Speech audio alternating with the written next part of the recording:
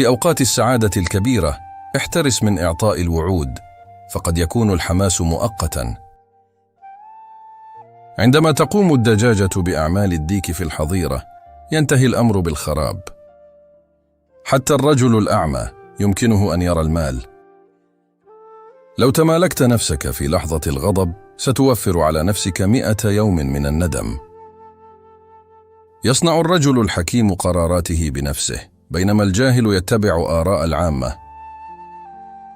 لا تضيع طاقتك في إطلاق السهم إلا عندما تكون متأكدا من الهدف.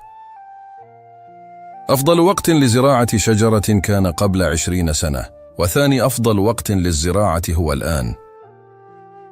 كنوز العالم بأسره لا تساوي المرأة الفاضلة. من يجاملك فهو عدوك، ومن يلومك فهو معلمك. احترس من قرني الثور وحوافر الحصان وابتسامة بعض الناس. للذهب ثمن، لكن الحكمة ليس لها أي ثمن. في البيوت السعيدة يمكنك أن تجد هدوءا يعم الأجواء، فالسعادة تتغلغل في الصمت. كثيرا ما تلهمنا النساء بمشاريع عظيمة ثم تمنعنا فيما بعد من تنفيذها. أن تتأكد خير من أن تتأسف. من يذهب إلى المحكمة يكسب قطة ويخسر بقرة. لتعرف عقل الرجل استمع إلى كلامه. ازرع فكرة تحصد حركة، ازرع حركة تحصد عادة، ازرع عادة تحصد شخصية، ازرع شخصية تحصد مصيرا طيبا. هناك فقط رجلان كاملان، واحد مات وآخر لم يولد بعد.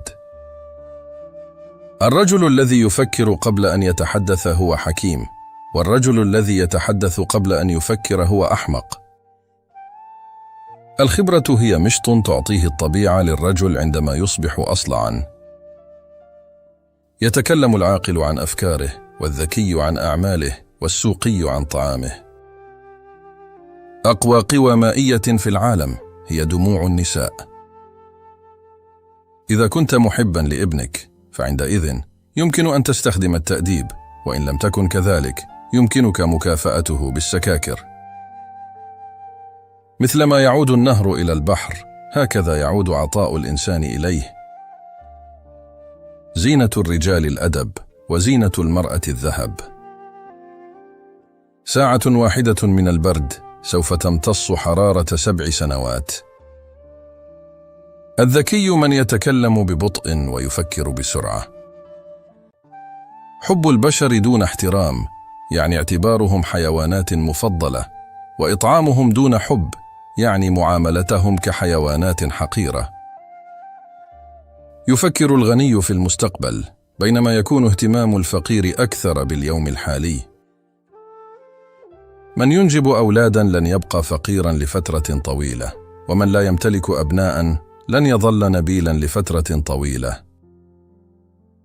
من الصعب أن تجد قطة سوداء في غرفة مظلمة، خاصة إذا لم تكن هناك قطة في الغرفة. السقوط في الحفرة يعلمنا دروسا لا نتعلمها في الارتفاع. الحشرة الواقفة على مرآة ترى نفسها أكبر من الفيل خلفها. تذكر أن رحلة 1000 ميل تبدأ بخطوة. على من يقول إنه شيء مستحيل الحدوث ألا يقاطع من يعمل على تحقيقه. الأشياء الرخيصة ليست جيدة، والأشياء الجيدة ليست رخيصة. لا تحسب الدجاج قبل أن يخرج من البيض.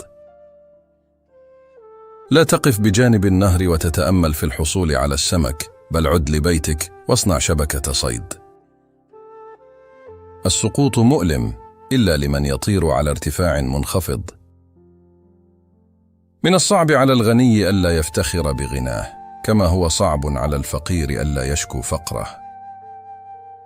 التعلم كنز يتبع صاحبه أينما ذهب. اجعل القريب منك سعيدا وسيقترب منك البعيد. في صراع الماء مع الصخر بمرور الوقت يفوز الماء. لا يمكن تلميع الألماس بدون احتكاك، ولا الرجال بدون تجارب. الإمبراطور غني للغاية، لكنه لا يستطيع شراء عام إضافي. على الرغم من أنك لن تستطيع منع الطيور من التحليق فوق رأسك، ولكن يمكنك منعها من أن تعشش فوق شعرك. افتتاح متجر أمر سهل، أما أن تبقيه مفتوحا فهو فن. الغير راضي عن نفسه سيتطور، والغير واثق في صحة رأيه سيتعلم أشياء كثيرة. من استهان بالوقت نبذه الزمن. لا تتخذ تمساحا صديقا وإن سالت دموعه. لا تلوث البئر، ربما ستحتاج إليها يوما ما للشرب. من يضحي بضميره من أجل الحصول على طموحه كمن يحرق صورة ليحصل على الرماد. الرجل هو رأس الأسرة، لكن المرأة هي الرقبة التي تحرك الرأس. عندما تكون سندانا فاحتمل، وعندما تكون مطرقة فاضرب.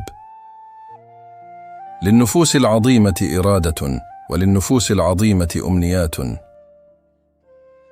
الذكي يحول المشاكل الكبيرة إلى مشاكل أصغر، فأصغر حتى تصبح لا شيء.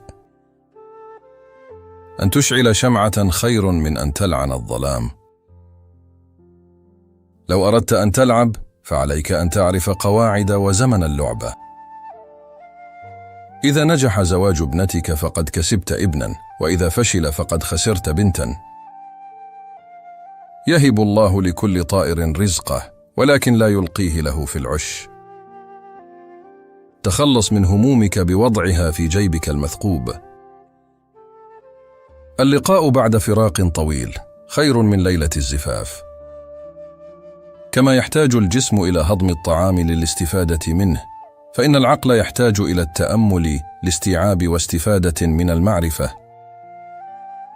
من يسأل يكون أحمق لدقائق، ومن لا يسأل يبقى أحمقا للأبد.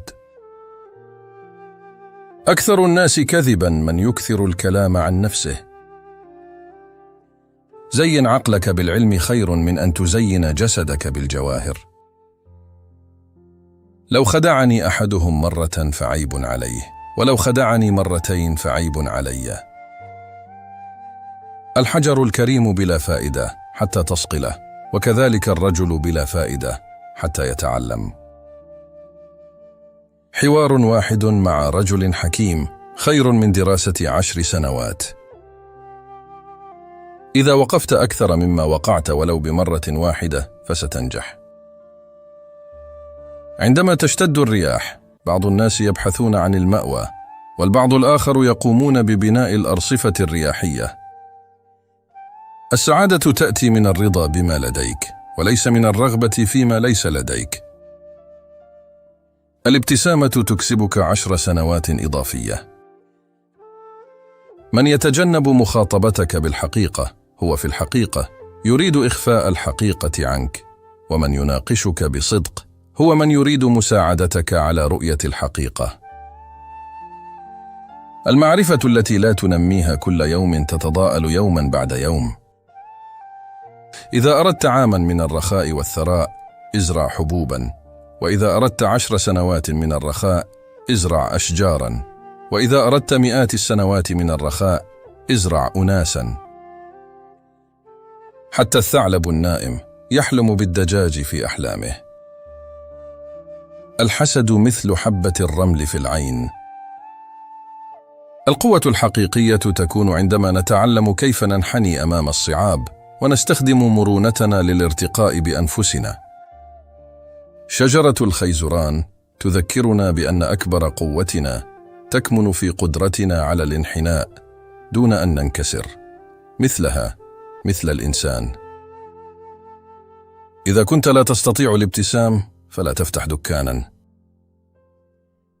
المصائب ليست نهاية الطريق، بل بداية لفرص جديدة. من لا يتقن الأداء يرى العيوب في الأدوات لا في نفسه. كلما ابتعدت عن ممارسة الجنس كلما أردته بشكل أقل. كما تنحني السنابل عندما تنضج، هكذا يتواضع العالم كلما ازدادت معرفته وحكمته. العقل المغلق مثل الكتاب المغلق، أي مجرد كتلة من خشب.